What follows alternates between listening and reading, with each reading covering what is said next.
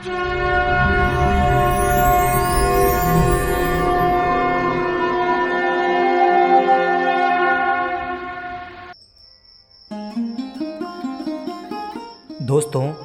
आज हम सुनेंगे सिंहासन बत्ती सिंह की 14वीं कहानी।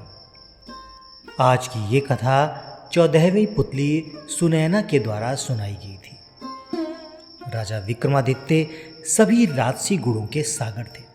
उन जैसा न्यायप्रिय, दानी और त्यागी कोई न था।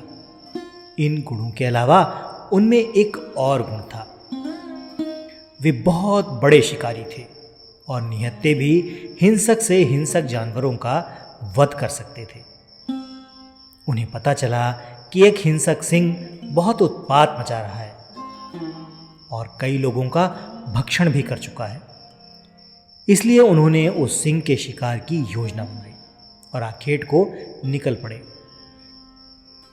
जंगल में घुसते ही उन्हें सिंह दिखाई पड़ा और उन्होंने सिंह के पीछे अपना घोड़ा डाल दिया। वो सिंह कुछ दूर पर एक घनी झाड़ी में छिप गया। राजा घोड़े से कूदे और उस सिंह की तलाश करने लगे। अचानक ही सिंह उन पर झपटा तो उन्होंने उस पर तलवार का वार किया। झाड़ी की वजह से वार पूरे जोर से नहीं हो सका, मगर सिंह घायल होकर दहाड़ा और पीछे हटकर घने वन में गायब हो गया। वे सिंह के पीछे इतनी तेजी से भागे कि अपने साथियों से काफी दूर निकल गए। सिंह फिर से झाड़ियों में छिप गया। राजा ने झाड़ियों में उसकी खोज शुरू कर दी। अचानक उस शेर ने राजा के घोड़े पर हमला कर दिया और उसे गहरे घाव दे दिए। घोड़ा भय और दर्द से हिनहिनाया तो राजा पलटे। घोड़े के घावों से खून का फव्वारा फूट पड़ा। राजा ने दूसरे हमले से घोड़े को तो बचा लिया, मगर उसके बहते खून ने उन्हें चिंतित कर दिया। वे सिंह से उसकी रक्षा के लिए उसे किसी सुरक्षित जगह ले जाना चाहते थे, इसलिए उसे लेकर आगे बढ़े। उन्हें उस घने वन में दिशा का बिल्कुल ज्ञान नहीं रहा। एक जगह उन्होंने एक छोटी सी नदी बहती देखी। वे घोड़े को लेकर नदी तक आए ही थे कि घोड़े ने रक्त अधिक बह जाने के कारण दम तोड़ दिया।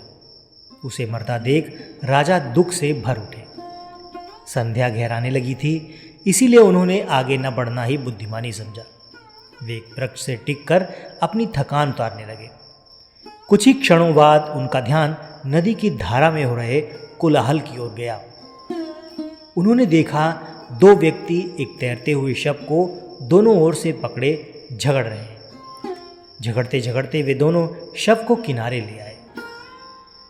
उन्होंने देखा कि उनमें से एक मानव मुंडों की माला पहने विभत्स दिखने वाला कपालिक है और दूसरा एक बेताल है, जिसकी पीठ का ऊपरी हिस्सा नदी के ऊपर उड़ता सा दिख रहा है। वे दोनों शव पर अपना अपना अधिकार जता रहे थे। कपालिक का कहना था कि ये शव उसने तांत्रिक साधना के लिए पकड़ा है और बेताल उस शव को खाकर अपनी भूख मिटाना चाहता था। दोनों में से कोई भी अपना दावा छोड़ने को तैयार नहीं था। विक्रम को सामने पाकर उन्होंने उन पर न्याय का भार सौंपना चाहा, तो विक्रम ने अपनी शर्त रखी। पहली ये कि उनका फैसला दोनों को मान्य होगा और दूसरी कि उन्हें वे न्याय के लिए शुल्क अदा करेंगे। कपालिक ने उन्हें शुल्क के रूप में एक बटुआ दिया जो चमत्कारिक था और मांगने पर कुछ भी दे सकता था।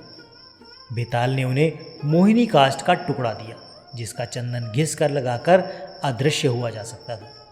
उन्होंने बेताल को भूख मिटाने के लिए अपना मृत घोड़ा दे दिया और कपालिक को तंत्र साधना के लिए शव। इस न्याय से दोनों बहुत खुश हुए और संतुष्ट होकर चले गए।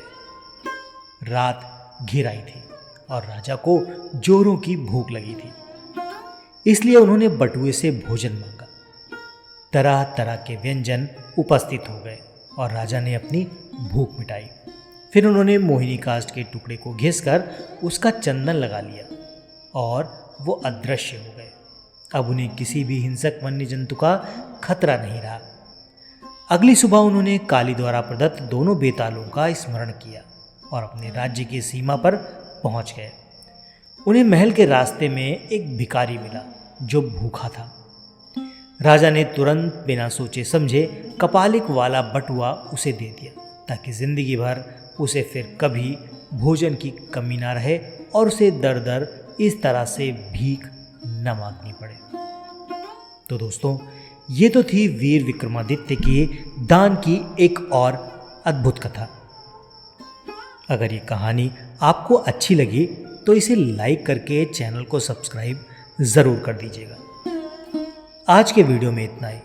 मिलते हैं अगले वीडियो में ऐसी ही किसी रोचक कहानी या फिर लोक कथा के साथ। तब तक के लिए आपका धन्यवाद।